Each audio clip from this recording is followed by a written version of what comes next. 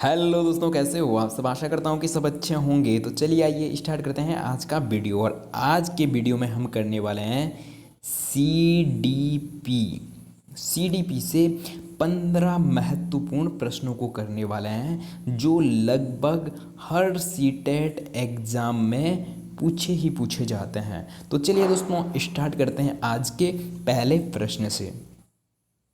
तो प्रश्न प्रथम है, यदि एक बालक की वास्तविक आयु 12 वर्ष है तथा उसकी बुद्धि लब्धि स्तर 75 है तो उसकी मानसिक आयु होगी। तो दोस्तों हमें पता है कि आईक्यू का जो फॉर्मूला होता है वो क्या होता है, आईक्यू बराबर mental age upon current age into 100। तो दोस्तों यहाँ पे इंटू में पीछे क्या हो जाएगा, 100 हो जाएगा। यहाँ पे नहीं आ रहा है तो इसको हम ऊपर लिख देंगे इंटू 100। तो दोस्तों हमें मेंटल आईक्यू दे रखा है कि आईक्यू कितना है, बुद्धि लब्धि कितनी है, 75 है। तो 75 बराबर मेंटल एज मानसिक आयु हमें क्या करनी है, ज्ञात करनी है। और करंट एज हमें दे रखी है, वास्तविक आयु कितना है, 12 है। और इंटू 100। तो दोस्तों हम क्या करेंगे, इस 12 की मल्टीप्लाई किस में करनी है, 75 के साथ करनी है। और जब हम 12 की गुणा 75 के साथ करेंगे तो कितना आ जाना है, 900 आ जाना है। बराबर मेंटल एज इंटू 100 हो जाएगा। तो दोस्तों इस 100 को हम क्या करेंगे, जो मेंटल एज के साथ कितना है, मानसिक आयु के साथ 100 है, 100 है, इस 100 को हम क्या है, इस दर बट्टे में ला देंगे। तो फिर दोस्तों 900 में 100 का भाग कितने बार जा रहा है, 900 में 100 का भाग कितने बार, 9 बार जाना है। तो दोस्तों मानसिक आयु कितनी हो जाएगी, 9 वर्ष हो जाएगी। तो दोस्तों आशा करता हूँ कि आप अच्छे से समझ पाए होंगे। प्रश्न नंबर फर्स्ट का आंसर कितना हो जाएगा, 9 वर्ष। मानसिक आयु कितनी आ जाएगी, 9 वर्ष। तो चलिए बढ़ते हैं अगले प्रश्न की ओर। अगला जो दोस्तों प्रश्न है, बच्चे दुनिया के बारे में अपनी समझ का निर्माण सक्रियता से करते हैं। यह कथन है प्याजे, कोलबर्ग और पावलोव, स्किनर। तो दोस्तों ये कथन किसका हो जाएगा, प्याजे का हो जाएगा। प्याजे ही तो कहते हैं कि बच्चे क्या है, नन्हे वैज्ञानिक होते हैं और ये क्या है, सक्रिय निर्माता होते हैं। ज्ञान के क्या होते हैं, सक्रिय निर्माता होते हैं। तो चलिए बढ़ते हैं अगले प्रश्न की ओर और इसका सही उत्तर हो जाएगा प्याजे।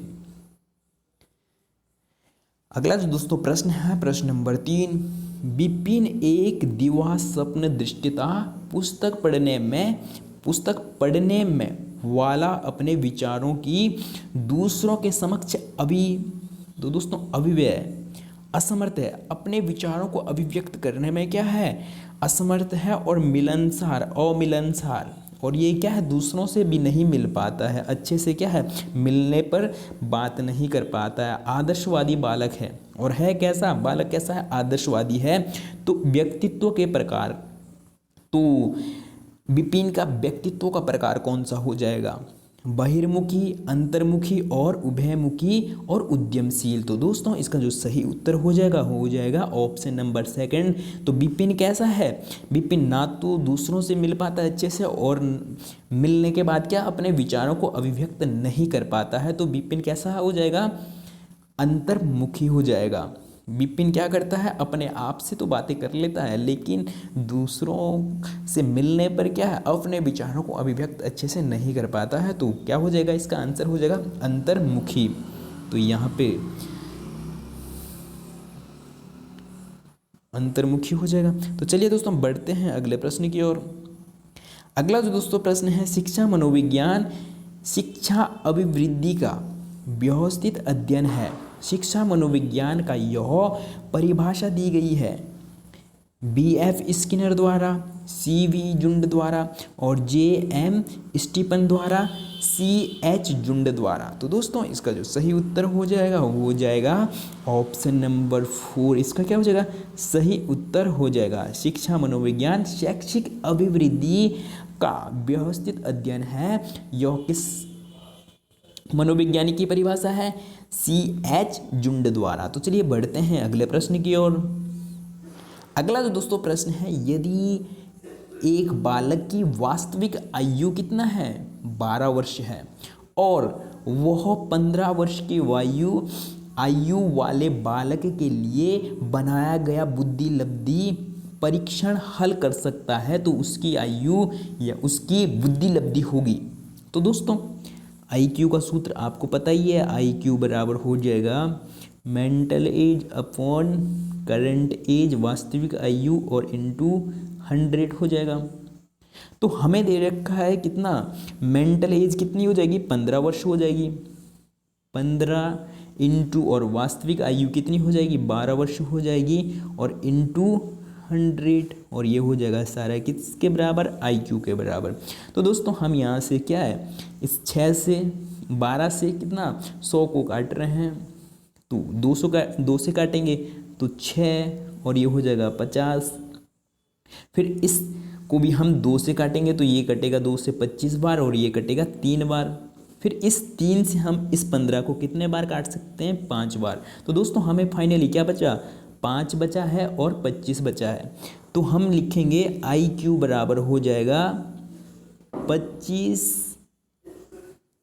या 5 गुणा 25। तो दोस्तों हमारे पास बचा है लास्ट में IQ बराबर 5 इंटू 25। तो दोस्तों ये हो जाएगा 25 अंकी 125। तो दोस्तों इसका जो सही उत्तर हो जाएगा वो हो जाएगा ऑप्शन नंबर 3, इसका सही उत्तर हो जाएगा। तो चलिए बढ़ते हैं अगले प्रश्न की ओर।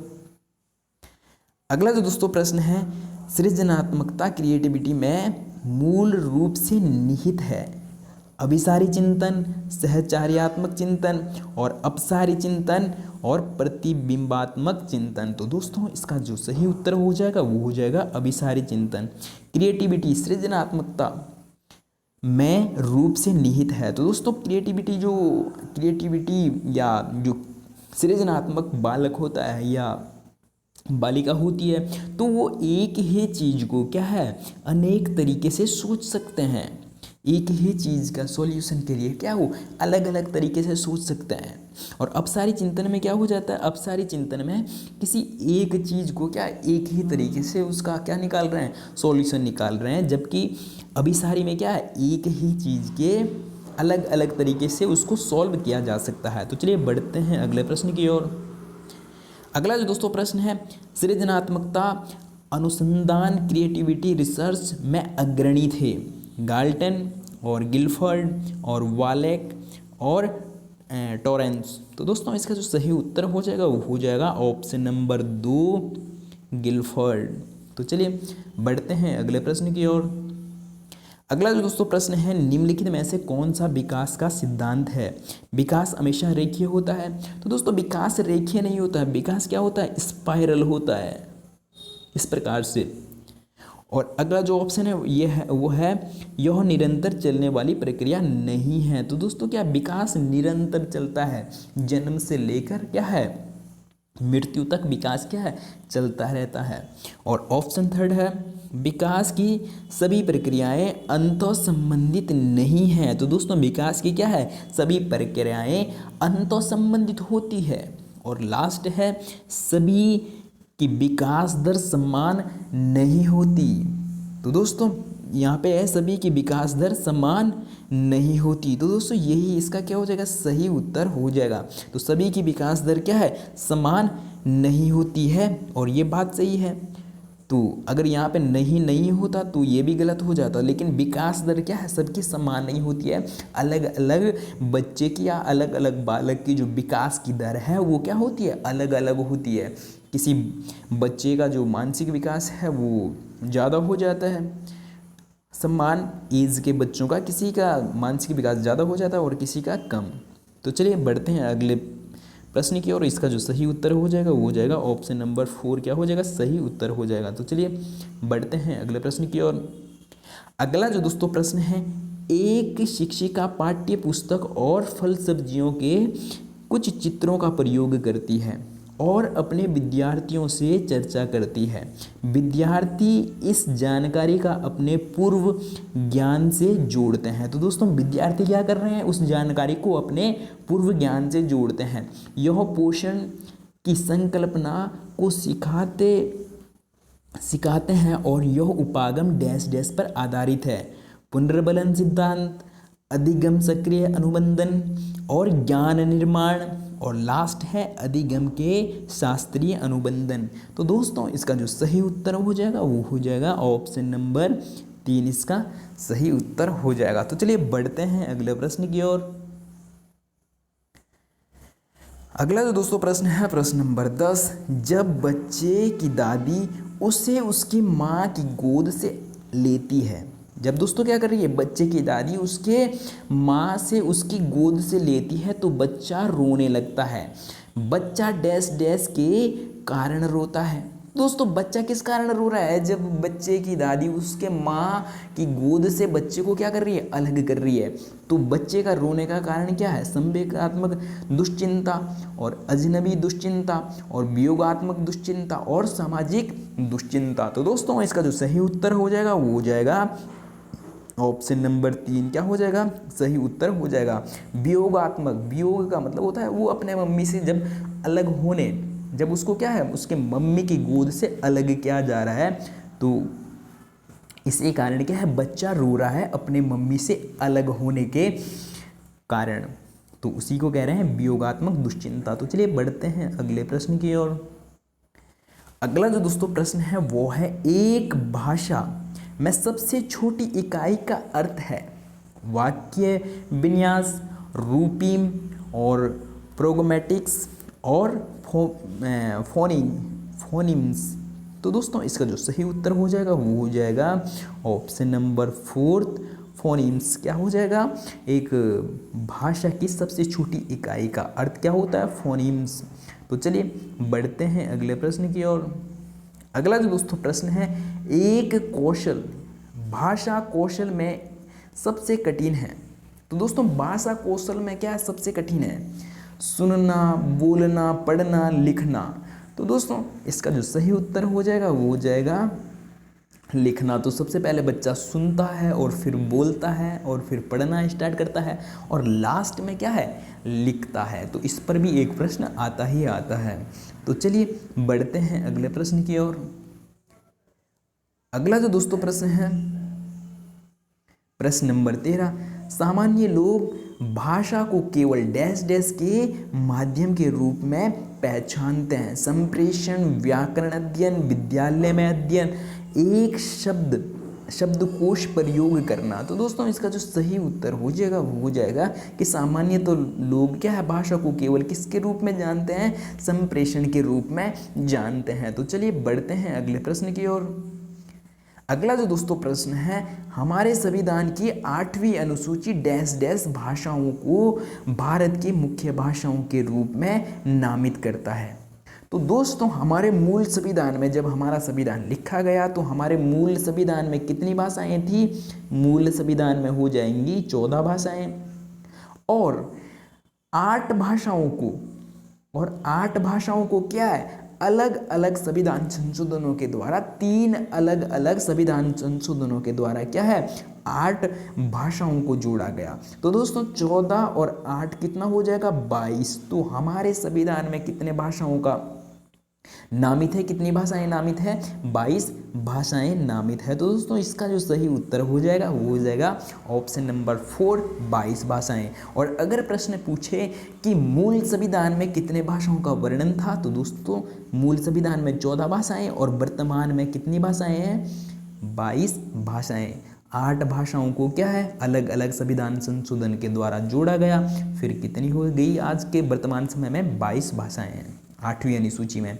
और कभी कभी प्रश्न पूछा जा सकता है कि भाषा से संबंधित कौन सी अनुसूची है, तो भाषाओं से संबंधित कौन सी दोस्तों 8वीं अनुसूची है। और अनुसूचियों की संख्या टोटल कितनी है 12 अनुसूचियां हैं। तो चलिए बढ़ते हैं अगले प्रश्न की ओर। अगला जो दोस्तों प्रश्न है ये आज के लिए अंतिम प्रश्न है। और अगर आप हमारे सारथी कोचिंग सेंटर में पहली बार आए हो तो चैनल को सब्सक्राइब और वीडियो को लाइक और दोस्तों कमेंट जरूर करें कि अगला वीडियो आप किस टॉपिक पे चाहते हैं, सीडीपी में ही चाहते हैं या पर्यावरण अध्ययन में चाहते हैं या हिंदी पेडालॉजी या जिस भी टॉपिक पर आप अगला वीडियो चाहते हैं कमेंट करके ज़रूर बताएं। तो तो चलिए दोस्तों स्टार्ट करते हैं। अंतिम प्रश्न, जब विषय वस्तु का वाक्य उदाहरण के आधार पर वर्गीकरण किया जाता है वो कहलाता है स्वनियम और व्याकरणिक वर्गीकरण और शब्दगत वर्गीकरण और अर्थ विषयक वर्गीकरण। तो दोस्तों इसका जो सही उत्तर हो जाएगा वो हो जाएगा ऑप्शन नंबर 2, क्या हो जाएगा, सही उत्तर हो जाएगा। तो चलिए दोस्तों आज के लिए इतना ही, और वीडियो में पूरा बने रहने के लिए बहुत बहुत धन्यवाद। और अगर आप हमारे साथ इसी तरीके की वीडियो देखना चाहते हैं तो हमारे सारथी कोचिंग सेंटर को सब्सक्राइब करना ना भूलें। तो चलिए आज के लिए इतना ही।